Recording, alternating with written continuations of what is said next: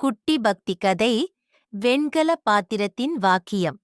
ஒரு சமயம் கும்பகோணத்தில் ஒரு சின்ன கிராமத்தில் வேதம் படிக்கும் ஒரு சிறு பிராமண குழந்தை இருந்தது. பெயர் அருண்.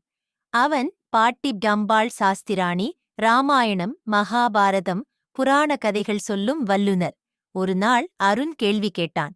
பாட்டி, வெண்கல பாத்திரத்துல தான் நீ சாமி உணவு வைக்கிறே, ஏன் பிளாஸ்டிக் டப்பா இல்ல?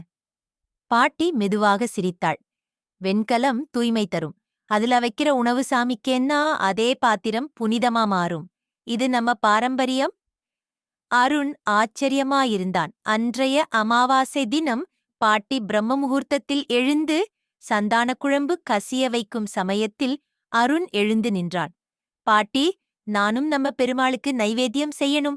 அவன் சிறிய கைகளை கழுவி வெண்கல பாத்திரத்தில் சிறிய குழம்பு உருளையை வைத்து ஓம் நமோ நாராயணாய என்று சொல்லி பெரியவனைப் போல் தூய மனதுடன் வைத்துவிட்டான்.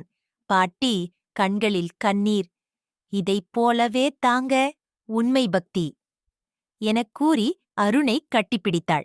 அன்றிரவு அந்த சாமி பாத்திரத்தை எடுத்தபோது அதில் ஒரு வெண்மணிகள் போன்ற சின்ன ஜொலிப்பு இருந்தது. அது பாட்டிக்கும் அருணுக்கும் ஒரு தெய்வீக அறிகுறியின் போல இருந்தது. முடிவு. இப்படியொரு பிராமண குடும்பத்தின் சிறு பக்தியின் கதை. பக்தி என்றால் பெரிய மந்திரங்கள் மட்டுமில்லை, சின்ன மனசிலிருந்து வரும் சுத்த உணர்வுதான். இந்த கதையை பிடிச்சிருந்தா தயவு செய்து எங்கள் சேனலுக்கு சப்ஸ்கிரைப் பண்ணுங்க. உங்கள் ஆதரவே எங்கள் சக்தி.